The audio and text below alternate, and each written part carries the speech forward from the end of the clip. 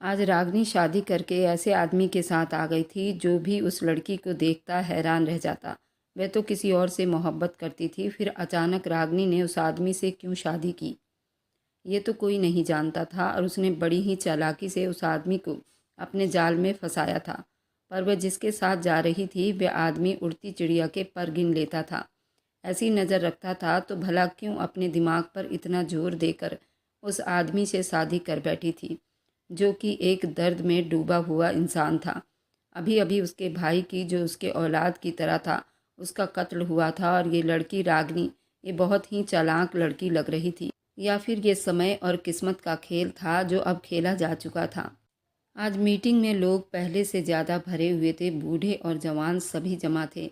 एक तरफ उपदेव साहब अपने चेहरे पर गुस्सा लिए चुप बैठे थे, मगर आंखों में उदासी की गहराई साफ दिखाई दे रही थी। उसका छोटा भाई कत्ल हुआ था और आज इस कत्ल का फैसला होना था।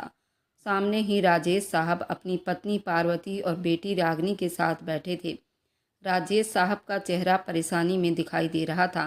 पार्वती के आंखों से आंसू बह रहे थे, और रागनी, जो कि बहुत ही कांप रही थी, अपनी नज़रें झुकाए जोरों से कांप रही थी। उसके बराबर में उसका मंगेतर पवन खड़ा था, जिसके चेहरे पर बेबसी के असर साफ दिखाई दे रहे थे। सरदार रंजीत ने उपदेश की तरफ देखा और नरम शब्दों में बोला, बेटा, खून का बदला खून से लेना हमेशा ठीक नहीं होता। हम चाहते हैं कि इस मामले को समझौते के साथ खत्म करें। राजेश माफ़ी मांगने को तैयार हैं। राजेश साहब जल्दी आगे बढ़कर हाथ जोड़ दिए। उपदेश बेटा, मेरे बच्चों ने अगर गलती किया है उसकी सज़ा होनी चाहिए, मगर भगवान के लिए मेरी बेटी को छोड़ दो। मैं तुम्हारे कदमों में अपनी पगड़ी को रखता हूँ। उपदेश बेटा, ये पाप मत करो। तुम मेरी गर्दन उतार दो, मुझे कोई एतराज़ नहीं होगा, लेकिन मेरी बेटी को गुलाम मत बनाओ। वे हाथ जोड़े पैरों में गिर गए थे। उनका बस नहीं चल रहा था कि वो पाँव पकड़ लेते। पार्वती भी मुंह पर दुपट्टा रखकर बोली, बेटा, मेरे घर की इज्जत बचा लो, मेरी बेटी की जिंदगी खराब मत करो। भगवान तुम्हें हमेशा खुश रखेगा। आप लोग ज़मीन जायदाद वाले हो, आपकी माँ कितनी अच्छी औरत है। भगवान के लिए हमें छोड़ दो। बेटा, मैं तुम्हारे आगे हाथ जोड़ती हूँ। ये माँ तुम्हारे आगे झोली फैला रही है। भगवान के लिए हमें माफ़ कर दो। उपदेश, जो अभी तक चुप था, एकदम गुस्से से लाल खड़ा हो गया। कुर्सी को धकेल कर खड़ा हुआ और दहाड़ कर बोला, मेरे भाई का खून इतना सस्ता नहीं कि सिर्फ माफ़ी से मानी जाए। मुझे हर हाल में बदला चाहिए। ये लड़की जिसके कारण मेरा भाई मरा है, यही लड़की मुझे बदले में चाहिए। एकदम पंचायत में बिल्कुल सन्नाटा सा छा गया। किसी की भी हिम्मत नहीं हुई कि उपदेश को रोक सके। रागिनी का रंग बिल्कुल फीका हो चुका था, जैसे जान ही निकल गई हो। सब जानते थे बदले की आग में जाने वाली लड़कियों की जिंदगी भेड़ बकरियों से भी बुरी हो जाती है। राजेश साहब की आंखों में डर उमड़ आई थी। वे जल्दी उपदेश के कदमों में गिर गए। बेटा, ऐसा मत कहो। मेरी बेटी ने क्या गलती की है? उसने तो किसी का खून नहीं किया, वह तो बिल्कुल बेकसूर है। पार्वती तड़प कर बोली, हम बर्बाद हो जाएंगे सरदार जी, कुछ बोलिए, इस होने वाले अत्याचार को रोकिए। रागिनी की आंखों से आंसू मोतियों की तरह निकल रहे थे। उसका पूरा जिस्म कांप रहा था। पवन आगे बढ़कर कुछ बोलने वाला था, मगर उपदेश की खूनी नज़रों ने उसे चुप करवा दिया। यही तो वह नहीं चाहता था, जिसकी वजह से उसका भाई इस दुनिया से गया था। ऐसे कैसे वह उसकी बात सुन लेता? उपदेश ने एक बार फिर पंचायत के बड़े बूढ़ों की तरफ देखकर कहा, यह मेरा आखिरी फैसला है। अगर इंसाफ नहीं दे सकते हो तो मत दो, मगर मैं अपना फैसला खुद कर लूँगा। रंजीत सरदार ने गहरी सांस ली और पूरे भीड़ में नज़रें एक दूसरे को तकने लगी। अगर उपदेश को रोका नहीं गया तो खून की होली होने से भी कोई परहेज नहीं करेगा। सब जानते थे वह किस दिमाग का आदमी है। कोई भी आदमी उसके सामने खड़े होकर बात नहीं कर पाता था। सब जानते थे वह कितना अड़ियल दिमाग का इंसान है। राजेश साहब, तुम्हें बेटी की बलिदान देनी होगी। ये पंचायत का फैसला है, रंजीत सरदार ने सख्ती से कहा। वैसे भी कत्ल तुम्हारी बेटी की वजह से ही तो हुई है। अच्छा होगा कि यही इस गलती की सजा भुगतेगी। पार्वती एक बार फिर रोना शुरू कर चुकी थी। रागिनी का जिस्म जैसे ठंडा हो चुका था। उसको अब अपनी मौत नजर आ रही थी। पवन अब मजबूर हो गया था। उसने अपनी दोनों मुट्ठी बंद कर ली, मगर वह कुछ ना कर सका। उपदेश की आंखों में एक चमक सी आई।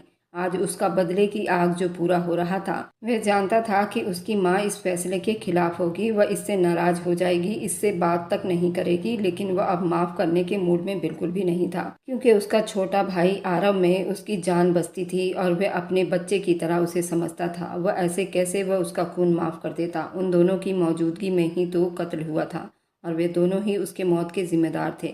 पंचायत के मैदान में गहरा सन्नाटा छा गया। सिर्फ सिसकियों की आवाज़ सुनाई दे रही थी।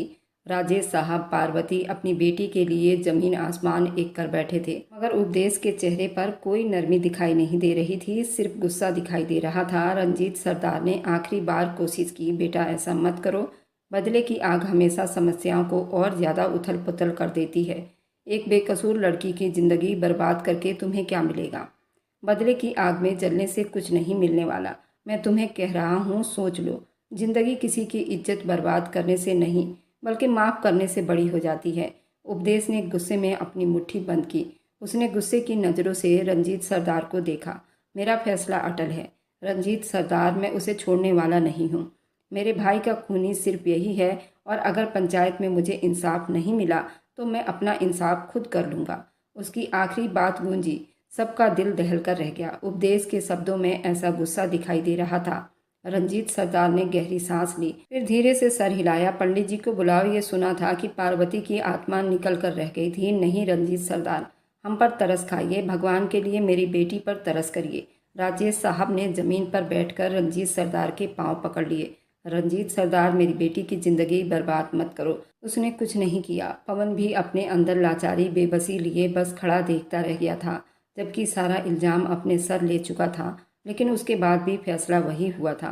प्लीज़ भगवान के लिए मेरी विनतियों को सुन लो। रंजीत साहब ने नज़रें चुरा ली।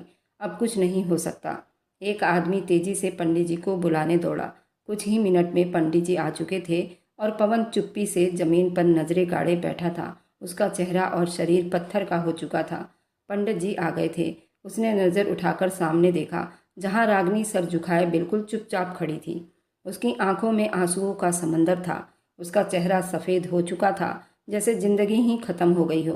पंडित जी ने रागनी का नाम बुलाया और मंडप में बिठा दिया गया। अब चुपचाप बिल्कुल पुतला बनकर मंडप में बैठ गई थी। पंडित जी ने शादी संपन्न करवाई। उस वक्त पंचायत में सब चुप थे। सबकी नज़रें रागनी पर जमी हुई थी। रागनी की नज़र जमीन पर गड़ी हुई थी। उसके होंठ बुरी तरह से कांप रहे थे और आंसू तो जैसे झड़ी बन चुकी थी। वह जानती थी कोई रास्ता नहीं बचा सकता।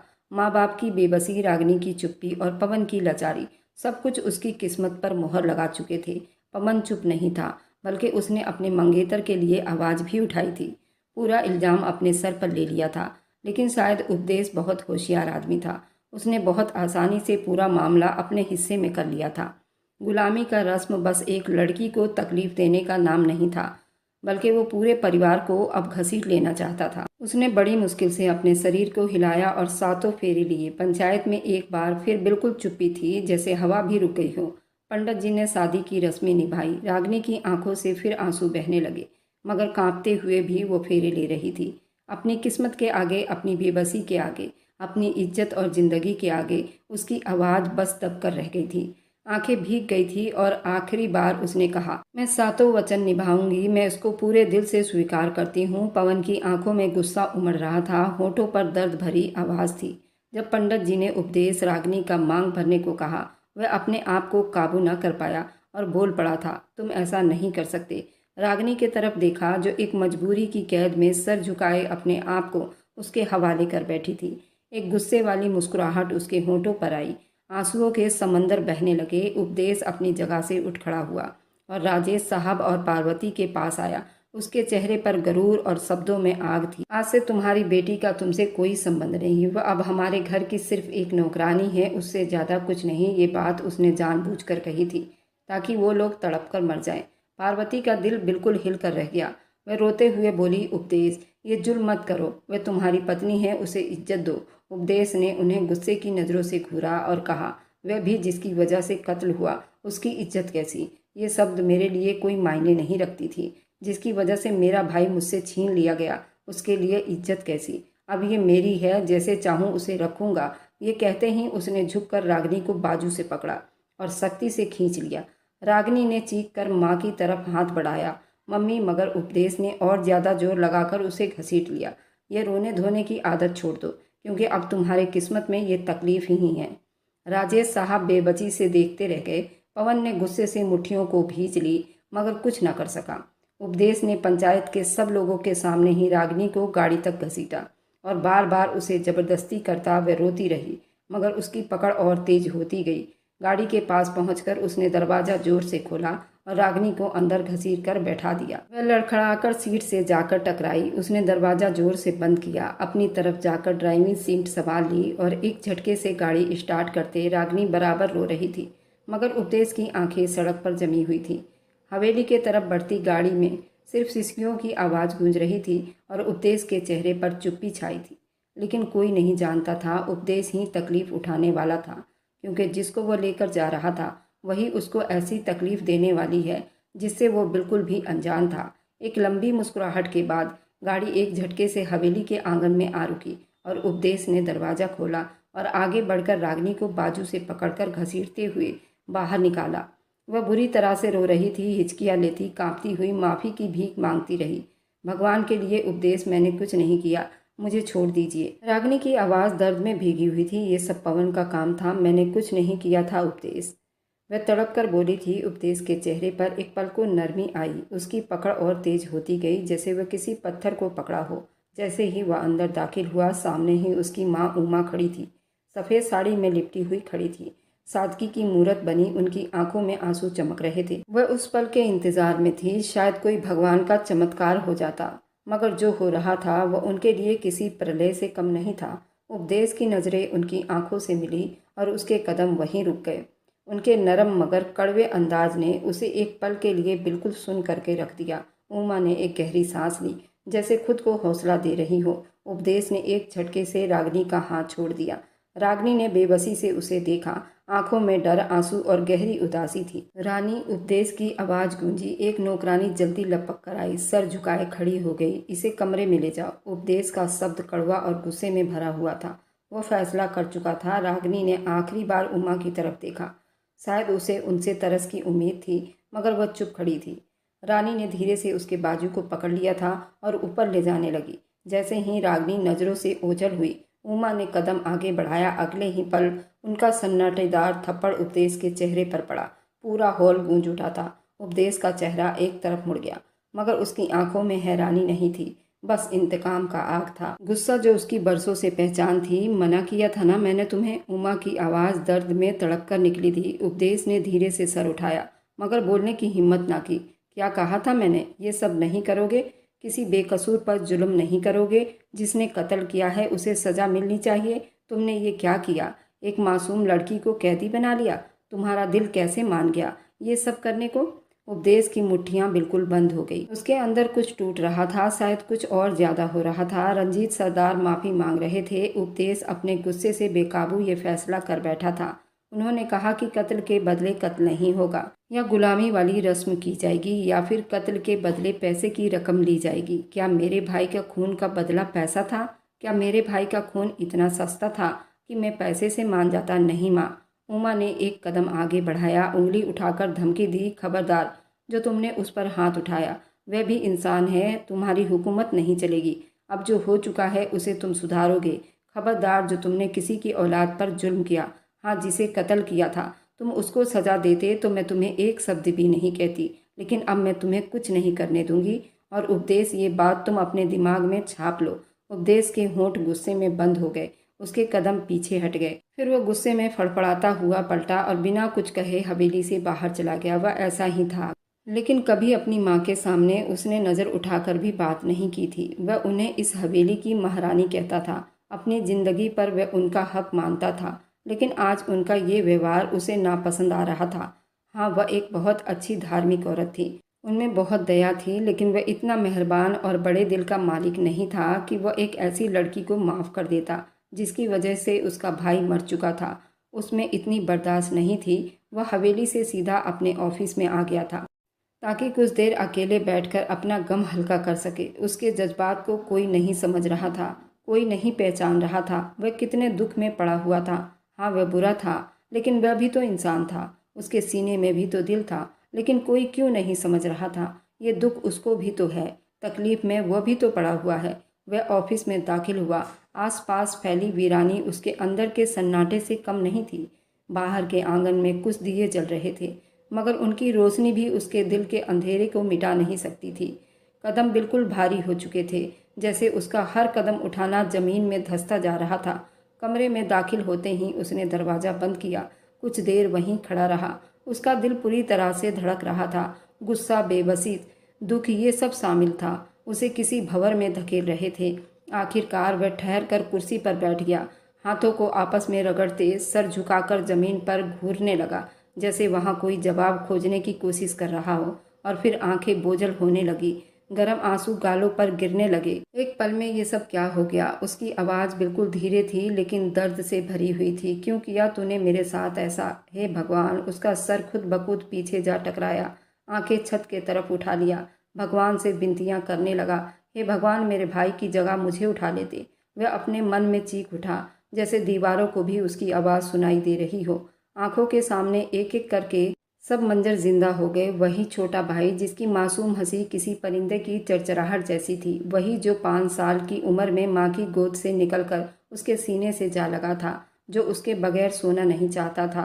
भाई भाई बोलकर उसकी जुबान नहीं थकती थी। वही जिसे उसने अपने हाथों से खिलाया था, जिसके छोटे छोटे हाथों को थाम कर चलना सिखाया था, जो हर रात उसके गोद में लेटकर कहता था, उपदेश भाई, आप दुनिया के सबसे अच्छे भाई हो। उपदेश ने अपने बालों में उंगलियां फंसाकर झुका लिया। मैं तुझे ना बचा सका आरव, मैं कुछ ना कर सका। उसकी हिचकियां बाहर तक चुप सन्नाटे वाली रात में गूंजने लगी थी। वह अपने दोनों हाथों से चेहरा छुपाकर बच्चों की तरह रोने लगा। तूने मेरे हिस्से की खुशी भी ले ली। भगवान, तूने मुझसे मेरा सब कुछ छीन लिया। मुझे क्यों जिंदा रखा? कमरे में बस उसके सिसकने की आवाज़ आ रही थी। वक्त थम सा गया था। आंखों के सामने आरव का चेहरा था, उसकी हंसी, उसकी मासूम बातें, उसके साथ बीता हुआ एक एक पल। उपदेश जो सबके लिए पत्थर था, आज मिट्टी की तरह बिखर चुका था। वह टूट रहा था। उसे संभालने वाला कोई नहीं था। लेकिन वह जानता था, अगर उसे कुछ हो गया तो उसकी माँ ये दर्द बर्दाश्त नहीं कर पाएगी। उसको जीना होगा। उसको अपनी माँ के लिए जीना था। लेकिन उसमें अब इतना हौसला नहीं था। वह दुश्मन की बेटी के ऊपर दया करता, लेकिन अब माँ का हुक्म था, उसको टाल नहीं सकता था। काफ़ी देर तक वह अपने ऑफिस में बैठा रहा। पूरा दिन तो उन्हीं झमेलों में बीत चुका था। वह ऑफिस से निकलकर वापस अपनी हवेली की तरफ बढ़ा था। वह जानता था, अगर रात में घर वापस नहीं लौटा तो माँ परेशान हो जाएगी, और वह उन्हें परेशान नहीं करना चाहता था। जितनी तकलीफ़ में वह था, उतनी तकलीफ़ में उमा भी थी, और ये बात उससे अच्छा कोई नहीं जानता था। करीब रात के ठीक 10 बज गए थे जब उपदेश की गाड़ी हवेली के अंदर आई। दरवाजे से अंदर दाखिल हुआ। आसपास सन्नाटे की एक लहर दौड़ी थी। बाहर की चमक दमक भी उसे धुंधली महसूस हो रही थी। गाड़ी आंगन में रुकी और वह भी धीरे से बाहर निकला। उसके कदमों की चाप हवेली के आंगन में गूंज रही थी। वह सीधा अपनी माँ के कमरे की तरफ बढ़ा। दरवाज़ा धीरे से खोला। अंदर बिल्कुल अंधेरा था। उमा गहरी नींद में थी। उनके चेहरे पर एक सुकून सा उतरा था। वह पास आया, बेड के किनारे पर बैठकर उन्हें देखने लगा। कुछ पल यूं ही बैठा रहा, फिर धीरे से अपना हाथ बढ़ाकर उनके बालों पर प्यार से हाथ फेरा। ये हाथ हमेशा उसे सुकून देते थे, उसे हौसला देते थे, मगर आज उसकी अपनी हस्ती भी बेसुकून थी। वह भी बेआवाज किए धीरे से कमरे का दरवाज़ा बंद कर दिया। अपने बोझल कदमों के लिए वह अपने कमरे की तरफ बढ़ा। वह जानता था, अगर उन्हें उठाया तो वह तकलीफ में पड़ जाएगी। वह उन्हें अब और ज़्यादा रोता नहीं देख सकता था। वह कितने ही बुरे हाल में क्यों न हो, अपने दुख को हमेशा अपने अंदर ही रखता था। या तो अकेले में रोता था, या फिर भगवान के सामने तड़प उठता था। लेकिन किसी इंसान के सामने, खासकर किसी अपनों के सामने, उसने कभी आंखों में नमी भी झलकने नहीं दी थी। दरवाज़ा खोलते ही एक उचटती हुई नज़र उसने रागिनी पर डाला। वह सोफे पर बैठी थी, चेहरा उतरा हुआ था, आंखों में डर और बेबसी थी। जैसे ही उपदेश अंदर दाखिल हुआ, वह डर से अपनी जगह उठ खड़ी हो गई। उसके हाथ कांप रहे थे, होठों पर कुछ कहने की कोशिश थी, मगर शब्द जैसे हलक में अटक गए हों। उपदेश ने एक सख्त निगाह उस पर डाली। एक पल के लिए भी उसकी नज़रों में दया की कोई उम्मीद न थी, बस गुस्सा ही गुस्सा था। कुछ पल उसे वह घूरता रहा, फिर माँ की बात उसके दिमाग में घूमने लगी थी। तुम किसी बेकसूर को सजा नहीं दोगे। हाँ, जिसकी गलती है उसको सजा दो। किसी बेगुनाह पर तुम कोई जुल्म नहीं करोगे। वह चाह कर भी अपने अंदर का गुस्सा रोक नहीं पाया था और दहाड़ कर बोला था, निकल जाओ यहाँ से। उसकी आवाज़ बिल्कुल दहाड़ रही थी। रागिनी की आंखें और ज़्यादा डर से फैल गई। वह डर कर 2 कदम पीछे हट गई। मैं कहाँ जाऊँ? उसकी मध्यम सी हल्की आवाज़ सुनाई दी, मगर उपदेश को उस पर दया नहीं था। फिर से दहाड़ती हुई आवाज़ में बोला, निकल जाओ इस घर से। वह इस वक्त बहुत ज़्यादा गुस्से में था। रागिनी ने एक आखिरी उम्मीद भरी नज़र उस पर डाली। मगर उसकी तरफ से पूरा अजनबियों जैसा सलूक था। उसके पास कोई और रास्ता नहीं था। वह चुपचाप दरवाजे की तरफ बढ़ी और बिन आवाज़ किए कमरे से निकल गई। उपदेश ने एक झटके से अपनी गर्दन से शॉल उतारी और सोफे पर फेंक दिया। उसकी सांस भारी हो रही थी, सर बोझल था, दिमाग थकन और गुस्से की मिली जुली हालत में था। बगैर किसी उम्मीद के वह सीधा बाथरूम में दाखिल हुआ, दरवाज़ा अंदर से लॉक किया और कपड़े समेत वॉशरूम में शावर ऑन कर दिया। ठंडा पानी उसके सर और कंधों पर पड़ा, मगर दिल की आग वैसे की वैसे भड़कती रही। आंखें बंद किए वह पानी के नीचे खड़ा रहा। शायद ये पानी उसके अंदर के जख्मों को धो डाले, मगर कुछ भी न बदला। दर्द ज्यों का त्यों था। दिल की वीरानी और ज़्यादा गहरी हो गई। लेकिन वह काफ़ी देर तक वहीं खड़ा अपने अंदर उठने वाली तूफान को ठंडा करने की कोशिश कर रहा था।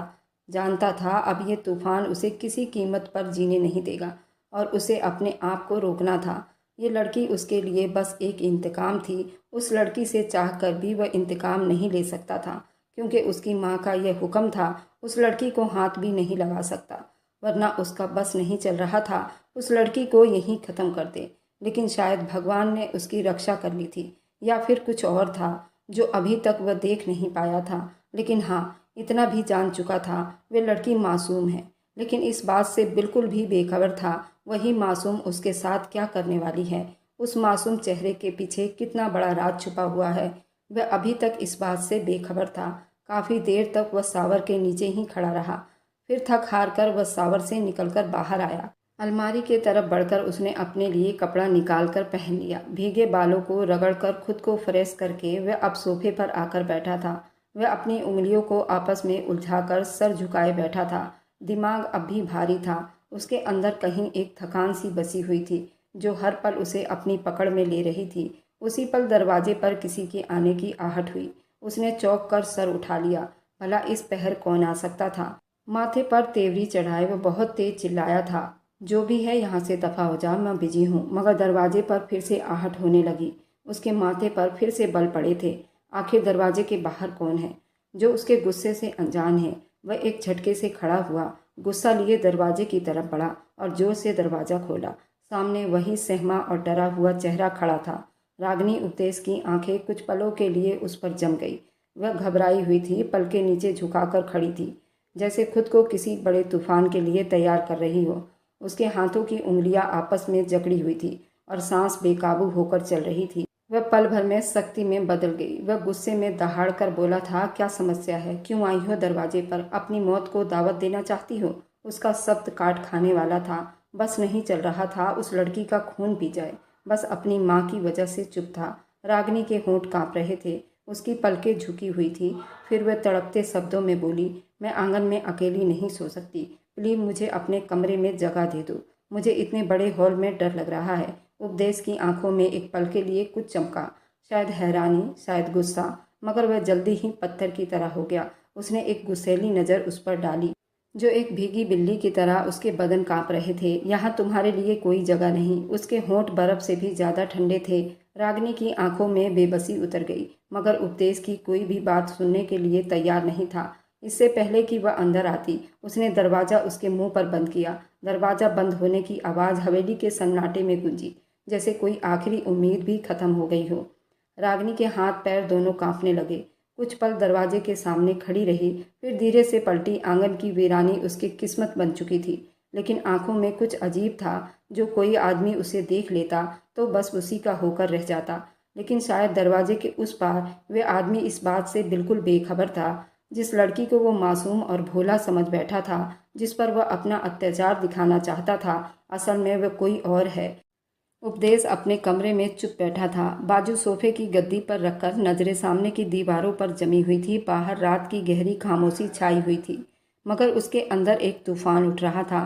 कुछ देर बाद जैसे ही उसकी आंखें बंद हो गई, एक चेहरा उसके दिमाग में उभरा।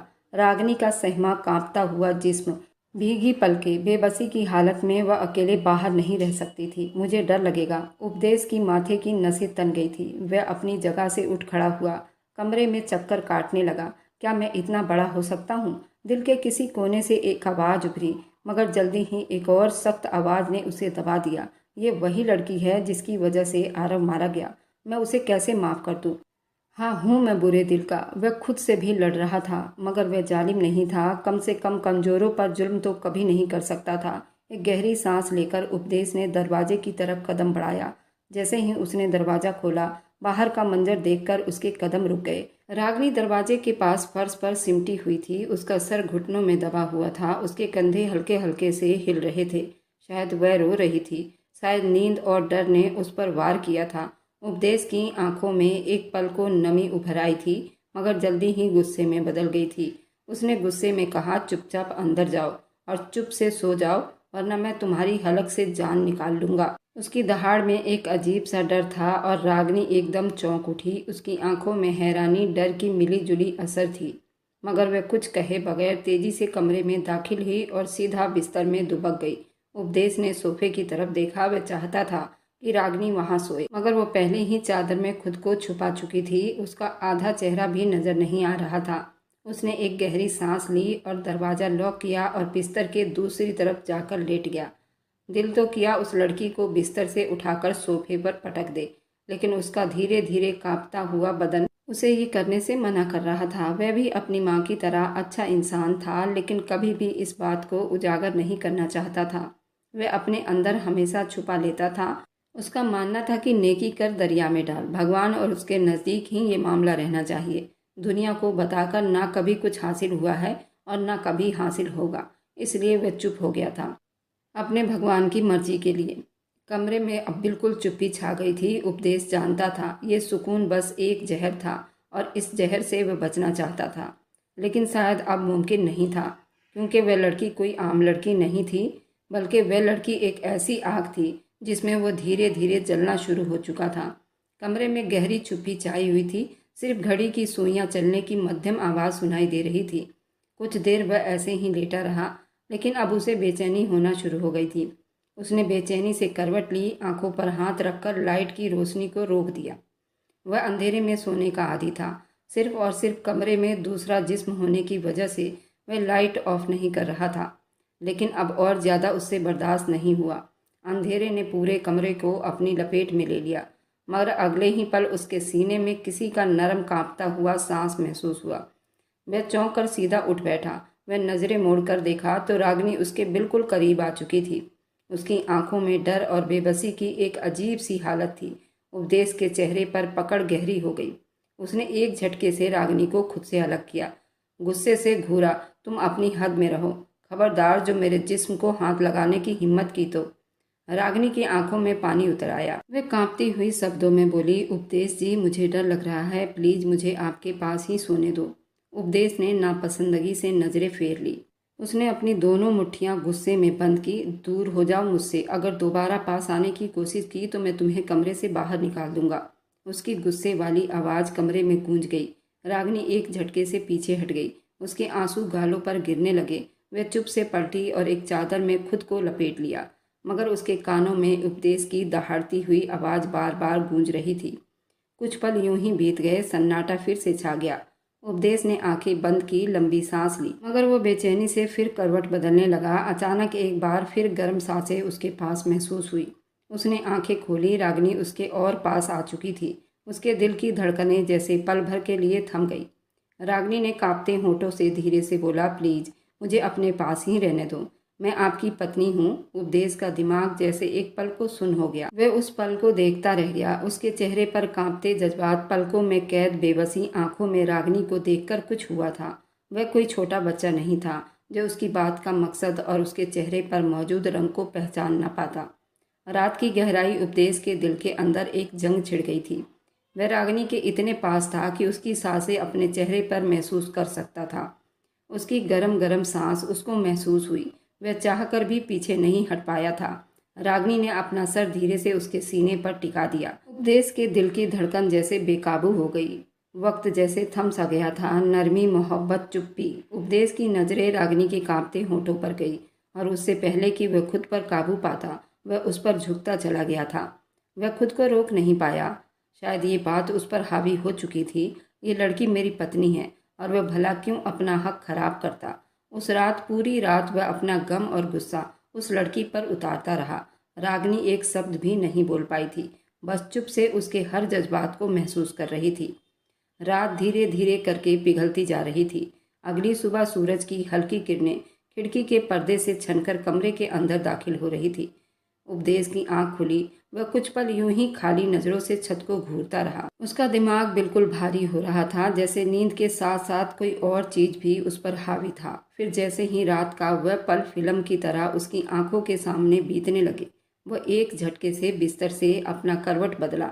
उसके बिल्कुल बाजू में रागिनी नींद में सो रही थी। उसके चेहरे पर हल्की सी मुस्कुराहट थी, जैसे किसी खूबसूरत सपने में गुम हो गई हो।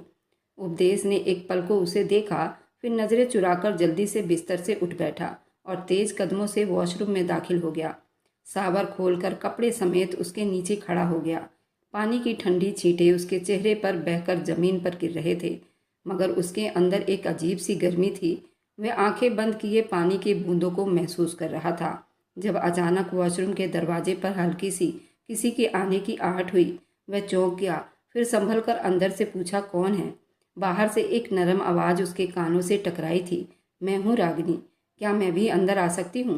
उपदेश की सांस जैसे थम गई, चेहरा सुर्ख होने लगा उसका। वह कुछ कहने ही वाला था, मगर फिर चुप हो गया। एक पल को सोचने लगा, फिर धीरे से दरवाज़ा खोल दिया। रागिनी अंदर आई। उसकी आंखों में एक शर्मीली सी चमक थी। उपदेश का दिल जोर से धड़का। रागिनी, उपदेश ने कुछ कहने की कोशिश की, मगर उसके शब्द कहीं खो गए। रागिनी ने कोई जवाब नहीं दिया, बस चुप से सावर के नीचे आकर खड़ी हुई।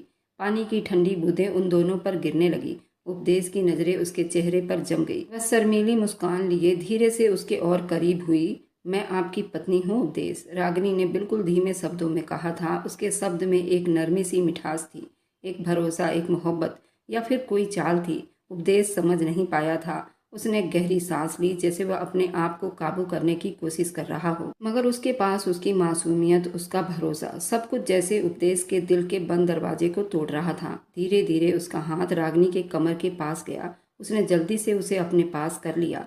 रागिनी ने सर झुका लिया, मगर उपदेश ने नरमी से उसकी थोड़ी को ऊपर की। एक दूसरे के आंखों में देखने लगे। पानी के कतरे उनके चेहरों से टपक रहे थे, मगर वक्त जैसे थम गया था।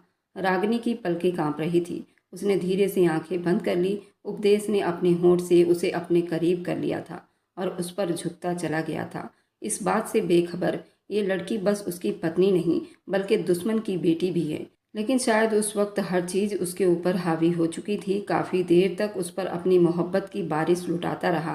करीब आधे घंटे के बाद वे दोनों वॉशरूम से बाहर आए थे। फ्रेश होकर वह सीधा अपनी माँ के कमरे की तरफ बढ़ने लगा, ताकि उससे मुलाकात करे और अपने ऑफिस जा सके। हवेली में बिल्कुल चुप्पी थी, जैसे सब कुछ ठहर सा गया हो। उपदेश के कदम अपनी माँ के कमरे की तरफ बढ़ रहे थे, मगर उसका दिल बोझल था।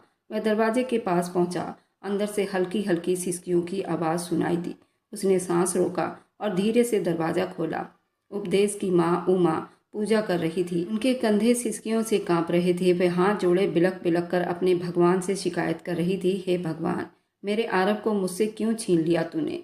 क्यों मेरे जीते जी मेरा गुरूर तोड़ दिया तूने? उनकी आवाज़ कमरे में गूंज उठी थी। उपदेश का दिल जैसे किसी ने मुट्ठी में जकड़ लिया हो। उसकी माँ, जो हमेशा सब्र की चट्टान बनी रहती थी, आज इस तरह टूट चुकी थी कि अपने बंद कमरे में अपने भगवान के आगे बेबसी से रो रही थी। उसकी आंखों में नरमी उतर आई थी, मगर उसने खुद को काबू में रखा और धीरे से जाकर उनके पास बैठ गया।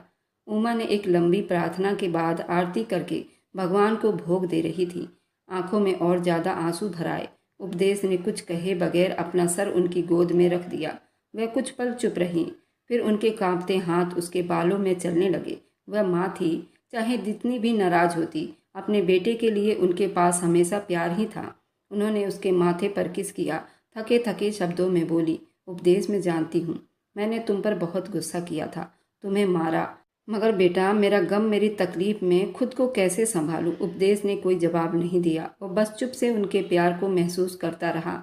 उमा ने एक लंबी सांस ली, जैसे अपनी टूटी हुई हिम्मत को इकट्ठा कर रही हूँ। मैं ये नहीं कहती कि तुम उस लड़की पर तरस खाओ या तुम उसे सजा दो, क्योंकि उसकी वजह से मेरा आरब मुझसे छीन लिया गया। मगर वह पल भर को रुकी और उपदेश ने उनकी तरफ देखा। उनकी आंखों में एक माँ की बेबसी थी। मगर बेटा, इतना सजा मत दो कि तुम्हारा अपना जमीर तुम्हें कभी माफ़ ना कर सके। हाँ, उसे उसके गुनाहों का एहसास दिला दो, मगर इतना नहीं कि वह खुद को मार ले। मैंने तुम्हें जाहिल नहीं बनाया उपदेश, मैंने तुम्हें आरव की तरह नरम दिल बनाया था। उपदेश के दिल में एक दर्द सा उठा था। उसने गहरी सांस ली और धीरे से अपनी माँ की गोद से सर उठाया। उनका हाथ थाम कर बोला, माँ प्लीज, आपको बिल्कुल भी नहीं रोना। आपका रोना मुझे बहुत तकलीफ देता है। मैं बर्दाश्त नहीं कर सकता। वह आरव की याद से उनको बाहर निकालना चाहता था। वह तो अपनी माँ से बेइंतहा मोहब्बत करता था। अगर एक बार वह इशारा कर देती तो न जाने वह रागिनी के साथ क्या कर गुजरता। फिर तो वह उस पर जुल्म का पहाड़ भी तोड़ देता। लेकिन रात के उस सीन के बाद उसका दिल अब बदल चुका था। एक अजीब सी गुदगुदी उसके अपने अंदर महसूस हो रही थी। आज से पहले उसने कभी ऐसा एहसास अपने आसपास महसूस नहीं किया था जैसा एहसास उसे अब महसूस हो रहा था। ये सुनते ही उमा के आंखों में और तेजी से आंसू बहने लगे। वह उपदेश के सीने से लग गई। मुझे आरव के बगैर रहा नहीं जा रहा उपदेश। मैं उसके बगैर कैसे जीऊंगी? वह मेरा बच्चा था। मैं कैसे उसे भूल जाऊंगी? उपदेश ने अपना बाजू उनके आसपास लपेट लिया। आज वो पहली बार बेबसी महसूस कर रहा था, एक ऐसे गम के सामने जिसका कोई हल नहीं था। उसने आंखें बंद कर ली, मगर अंदर ही अंदर वह खुद भी रो रहा था, एक माँ के दर्द को महसूस करते हुए, जो शायद कभी कम नहीं हो सकता था। काफ़ी देर तक उनके पास ही बैठा रहा, उनको समझाता रहा। शायद भगवान हमसे नाराज हो गए हैं और उनकी नाराज़गी से हम लोग नहीं बच सकते। घर में इस बात की खबर मिली कि आरव इस दुनिया में नहीं रहा। ये बात पूरे घर को हिलाकर रख चुकी थी। पूरा परिवार बिखर गया था। जितनी चहल पहल वह घर में रखता था, ऐसा कोई इंसान नहीं था जो हवेली को रौनक लाता। बस एक वही इंसान था जो हर किसी को हंसता खेलता देखना चाहता था, हर चेहरे पर मुस्कुराहट बिखेरे रखता था।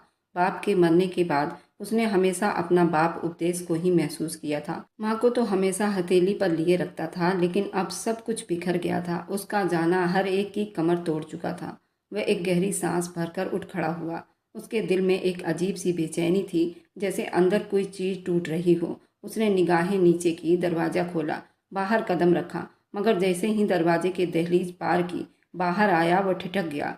सामने ही रागनी खड़ी थी। उसकी आंखें सुर्ख थी, चेहरा बिल्कुल लाल था, मगर निगाहों में एक अजीब सा असर था, जैसे वह कुछ कहना चाहती हो मगर शब्दों में ना पिरो पा रही हो। उपदेश ने एक पल के लिए उसे देखा, फिर जैसे कुछ सोचते ही नज़रअंदाज करके तेज कदमों से आगे बढ़ गया। रागनी ने उसकी चौड़ी पीठ पर एक गहरी निगाह डाली। उसकी चाल में एक अजीब सा रोब और दबदबा था, मगर आज शायद कुछ बोझल सा लग रहा था। वह उसे जाते देखती रही, यहाँ तक कि वह नज़रों से ओझल हो गया। फिर धीरे धीरे उसके होंठ पर एक धीमी मुस्कुराहट उभरी, मगर वह मुस्कुराहट मासूम नहीं थी। वह मुंह मोड़कर दोबारा कमरे में दाखिल हुई। उमा उसे देखकर चुप से पूजा में बिजी हो गई और रुद्राक्ष की माला बिस्तर पर बैठकर गिनने लगी। उनके चेहरे पर कोई असर नहीं था, न गुस्सा न नरमी, बस एक दर्द छुपी हुई थी। रागनी ने धीरे धीरे कदम बढ़ाए, उनके पास जाकर रुक गई। कुछ पल उन्होंने रागनी को देखा, फिर कुछ कह ना सकी, जैसे उनके शब्द कहीं खो गए हों। मगर फिर एकदम उनके सामने हाथ जोड़कर बोली, माँ जी, मुझे माफ़ कर दो। मैंने जो कुछ किया उससे मैं शर्मिंदा हूँ। मैं सच में बहुत दर्द महसूस कर रही हूँ, लेकिन बेकसूर हूँ। जो कुछ किया है मेरे मंगेतर ने किया था, मैंने कुछ नहीं किया। उमा ने कोई जवाब नहीं दिया, बस अपनी माला जाप करने में बिजी थी। उनके चुप चेहरे पर ना कोई गुस्सा था, ना कोई नरमी, जैसे वह किसी परीक्षा में पड़ गई हों। रागनी ने एक नज़र उनके चेहरे पर डाला, फिर धीमे शब्दों में बोली, मैं आपके लिए चाय बनाकर लाती हूँ। चाय पीकर आप बहुत अच्छा महसूस करोगी। आपकी दिन भर की थकान पल भर में दूर हो जाएगा। उमा ने कुछ न कहा, फिर थोड़ी सी आवाज़ उनके होंठों से निकली, हाँ बना दो। शायद वह उसकी माफ़ी और उसकी बातों से पिघल गई थी। वैसे भी वह एक धार्मिक औरत थी। किसी की बात को वह इस तरह नज़रअंदाज करके उसका दिल नहीं दुखाना चाहती थी।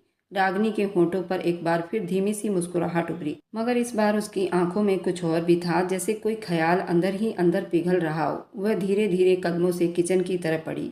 किचन में दो नौकरानी काम में बिजी थी, मगर उसे देखते ही वह जल्दी सीधी हो गई।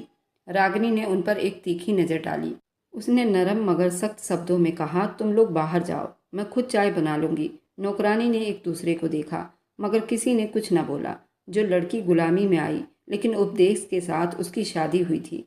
अपने पति के कमरे में वह रह सकती थी, इसका मतलब था उन सब पर उनकी इज्जत करना बहुत ज़रूरी था, वरना गुलामी में आई हुई औरतें एक भेड़ बकरी से भी बहुत बुरी हालत में होती हैं। सर हाँ में हिलाकर किचन से बाहर चली गई। जैसे ही दरवाज़ा बंद हुआ, रागनी ने एक गहरी सांस ली और खुद चाय बनाने में बिजी हो गई। चाय का पानी उबलने लगा, उसकी खुशबू हवा में फैल गई। रागिनी ने एक कप में चाय लिया, फिर धीरे से अपने दुपट्टे के पल्लू से बंधी हुई छोटी सी गोली निकालकर उसकी नज़रों में एक अजीब सी चमक उभरी। वह धीरे से गोली को चाय में डाल गई थी, जैसे कोई आम चीज हो। चाय में गोली घुलते ही एक पल के लिए उसके होंठों पर एक फिर से मुस्कुराहट उभरी। वह कप उठाए हवेली के दरवाजे से वापस जा रही थी, मगर उसकी चाल में अब वो नरमी नहीं थी जो कुछ पल पहले थी। अब वह कदम कुछ ज़्यादा मजबूत और भरोसे वाली लग रही थी, जैसे किसी फैसले पर वह अब हावी हो चुकी हो। वह कोई और नहीं बल्कि रागिनी थी, जिसे ना कभी झुकना सीखा था और ना वह आगे झुकने का इरादा रखती थी।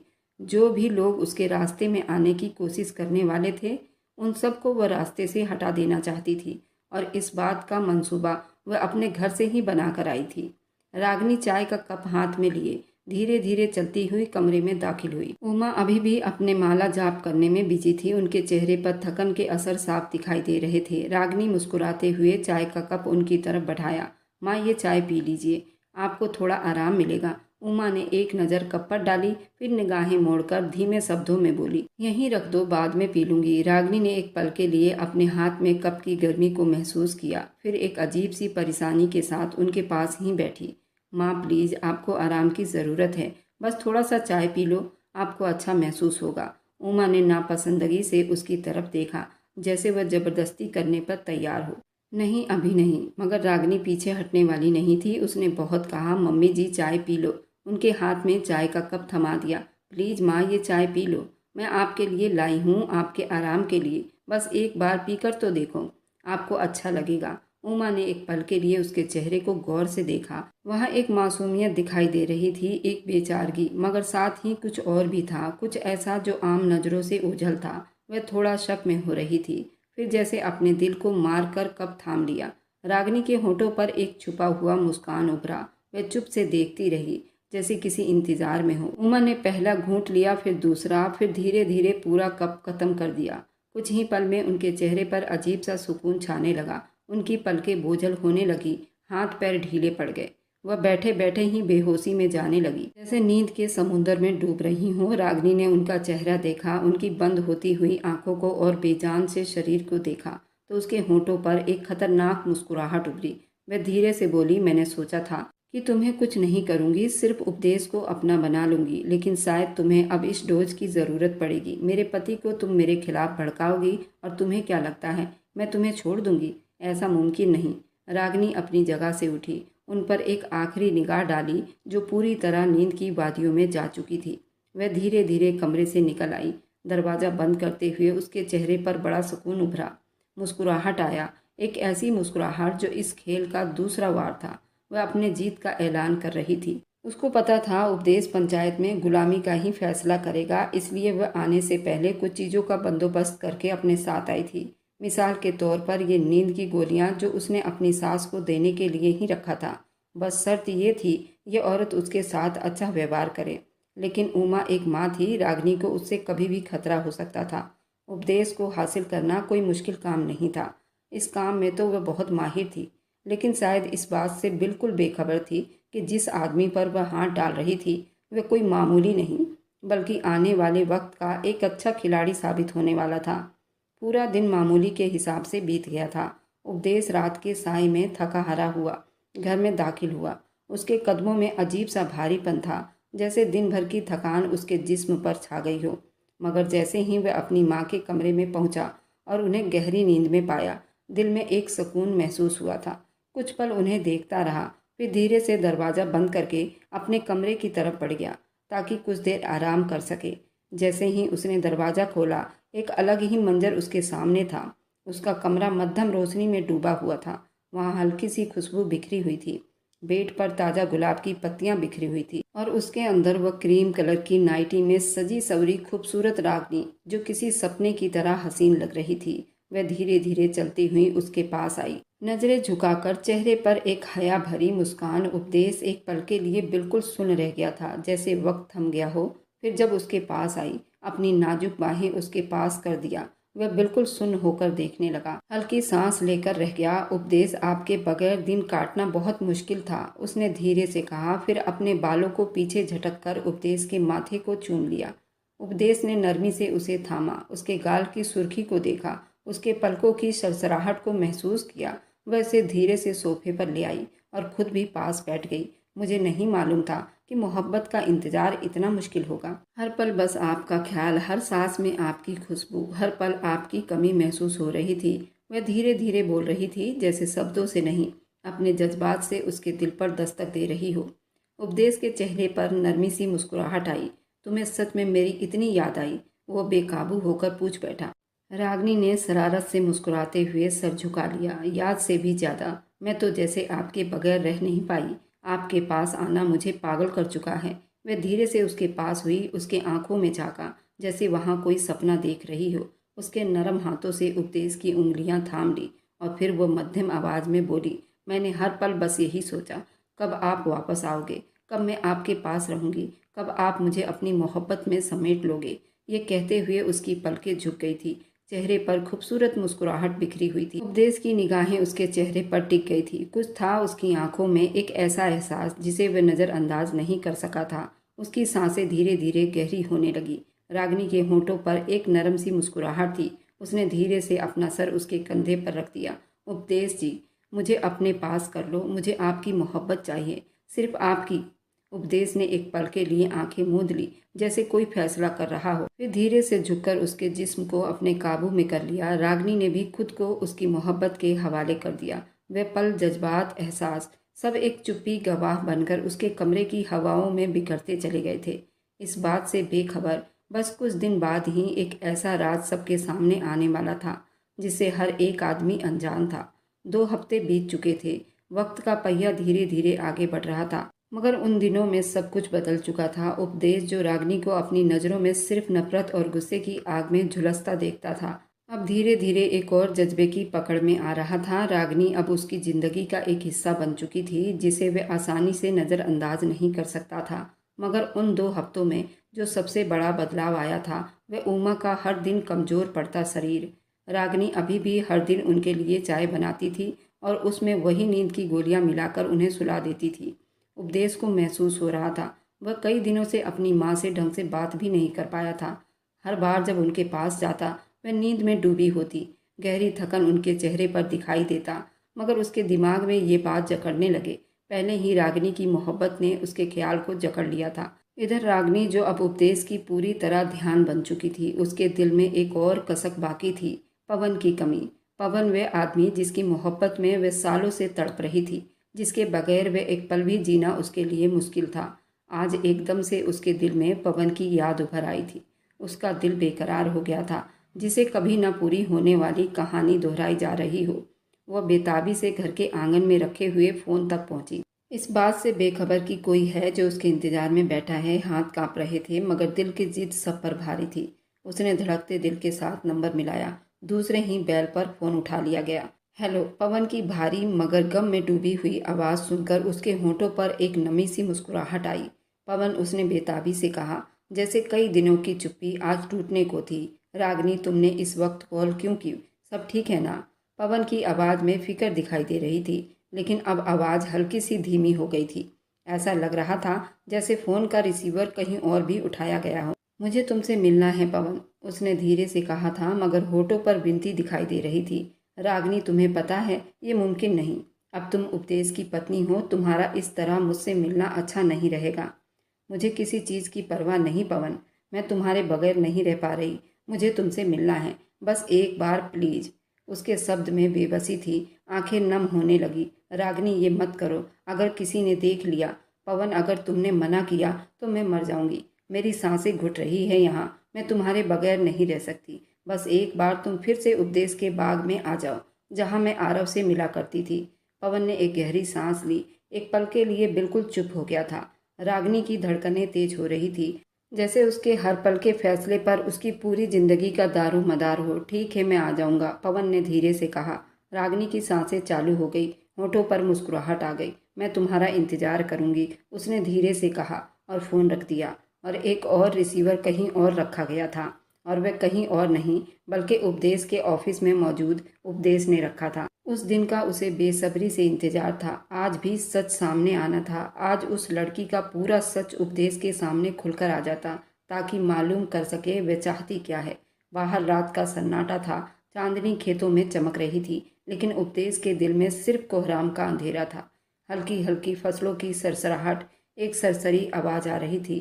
रागनी दबे कदमों से, सावधान नजरों से हवेली से निकली थी। रास्ते में कई बार रुककर पीछे देखा, कहीं कोई उसका पीछा तो नहीं कर रहा। जब तसल्ली हो गई सब ठीक है, तभी आगे बढ़ने की हिम्मत हुई। दिल की धड़कनें बेकाबू थी, मगर चेहरे पर एक अजीब सी मुस्कुराहट बिखर रही थी। जैसे ही वो उपदेश के बाग के सामने एक बरगद का पेड़ के पास पवन खड़ा था, जब उसे देखते ही तेज कदमों से उसके पास पहुंची।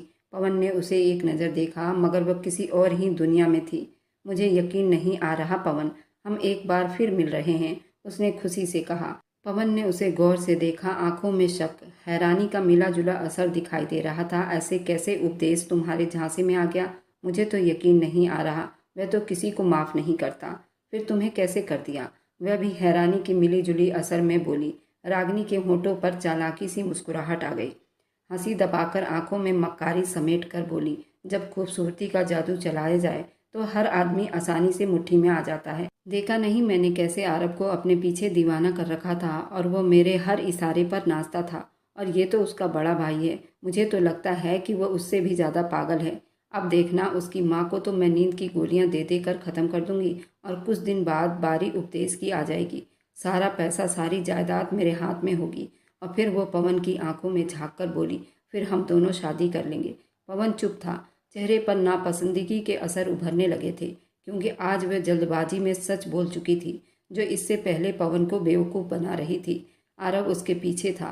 आरव और पवन दोनों बहुत अच्छे दोस्त थे। उन दोनों में रागिनी ने इस तरह नफरत डाल दी थी। वह कहती थी कि आरव मेरे पीछे पड़ा है और पवन से वो बेहद मोहब्बत करती है। इसी मोहब्बत के जाल में उसने आरव को मौत के घाट उतार दिया था।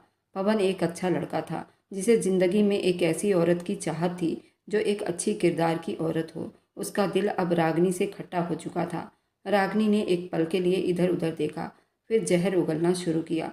मैं उपदेश को भी अपने रास्ते से हटा दूंगी, जिस तरह पवन को हटाया था।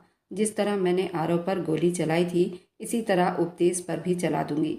ये कहते हुए उसकी आंखों में एक डर चमक रही थी, जैसे एक जीत का जश्न मना रही हो। मगर अगले ही पल उसका बाजू किसी ने जोर से थामा था। एक झटके से वह सीधी हुई और एक सन्नाटेदार थप्पड़ की आवाज हवा में गूंजी। उसका चेहरा एक तरफ मुड़ गया, आंखों के सामने तारे नाच गए। उपदेश धीरे से बड़बड़ाया। उपदेश की आंखों में अंगारे दहक रहे थे। तुम कितनी गिरी हुई औरत हो रागिनी। उसकी आवाज़ जहर में डूबी हुई थी। मैं तुमसे मोहब्बत करने लगा था, मगर तुम इस काबिल ही नहीं थी। मैंने तुम्हें अपना समझना शुरू कर दिया था, मगर तुम तो एक घटिया औरत निकली। रागिनी ने जल्दी से कुछ कहने की कोशिश की, मगर उपदेश ने हाथ उठाकर उसे रोक दिया। चुप रहो, तुम जैसी औरत के मुंह से मैं एक शब्द भी नहीं सुनना चाहता। उसने गहरी सांस ली, जैसे दिल में जलती नफरत को कंट्रोल कर रहा हो। फिर ठंडे शब्दों में बोला, रागिनी, अब तुम सारे मोहब्बत के जाल उस काल कोठरी में जाकर पूरा करना, क्योंकि मैं अपने हाथ तुम्हारे गंदे खून से रंगना नहीं चाहता। और रागिनी के कानों में ये आवाज़ गई। आंखों में हैरानी, बेबसी के रंग उतरने लगे। इस वक्त वहां पर पुलिस, दरोगा, सभी लोग वहां इकट्ठे हो गए। पवन और रागिनी को एक बार फिर पंचायत में लाया गया, जहां पवन को तो जुर्माना देकर छोड़ दिया गया, क्योंकि पवन भी उसके धोखे में आ चुका था। और रागिनी को काल कोठरी में भेज दिया गया, जहां उसके गुनाहों की कोई माफ़ी नहीं थी। रागिनी ने पवन की तरफ देखा, उम्मीद भरी नज़रों से, शायद पवन उसे बचा ले। वह पंचायत में उसका सारा राज खोल चुका था, कैसे पवन और आरव के बीच नफरत डाली थी। पंचायत ने पवन से जुर्माना लेकर छोड़ दिया था, क्योंकि पवन अपने माँ बाप का इकलौता सहारा था। लेकिन रागिनी के मोहब्बत में वह अपने दोस्त का भी दुश्मन बन बैठा था। पवन ने उपदेश से माफ़ी मांगी, कहा कि अगर तुम एक कातिल के प्यार में डूब रहे थे तो फिर बताओ मेरा क्या हाल किया होगा इसने। ये कहती थी कि आरव मेरे पीछे पड़ा हुआ है। मैं आरव को पसंद नहीं करती। आरव उसको पूरे दिल और जान से चाहता था। आरव को ये कहती थी दिन है तो वह कहता दिन है, और आरव को कहती रात है तो वह कहता रात है। फिर इतने प्यार करने वाले आदमी को इसने मौत के घाट उतार दिया। ये काल कोठरी के लायक है, ये किसी के दिल में रहने लायक नहीं। सभी पंचायत वालों ने उसको पुलिस के हवाले कर दिया। दरोगा ने उसे काल कोठरी में भेज दिया। उपदेश की जिंदगी बहुत कठिनाइयों में बीत रही थी। एक भाई की मौत ने उसे तोड़ कर रख दिया था, ऊपर से इस लड़की की चालाकियों ने उसे हिलाकर रख दिया था। वह अपनी खूबसूरती का गलत फ़ायदा उठा रही थी, लेकिन हर बुरे इंसान का अंत ज़रूर आता है। रागिनी का अंत भी आ चुका था क्योंकि वह अच्छे लोगों में फंस गई थी। भगवान ने इसका राज सही समय पर खोल दिया। उपदेश ने अपनी माँ की पसंद की लड़की से शादी कर ली थी। वह बहुत साधारण लड़की थी और बहुत ही ज़्यादा खूबसूरत थी। उपदेश कुछ ही दिनों में अपने गम को भुलाकर अपनी ज़िंदगी नई सिरे से बिता रहा था। उसकी जीवन साथी उसके हिसाब से मिल चुकी थी। रीना बहुत ही ज़्यादा संस्कारी लड़की थी। उसने उपदेश के दिल में बहुत जल्द जगह बना लिया था और उनकी ज़िंदगी हंसी खुशी बीत रही थी। अगर आपको ये कहानी अच्छी लगी है तो हमारे चैनल को लाइक और सब्सक्राइब करते जाएं।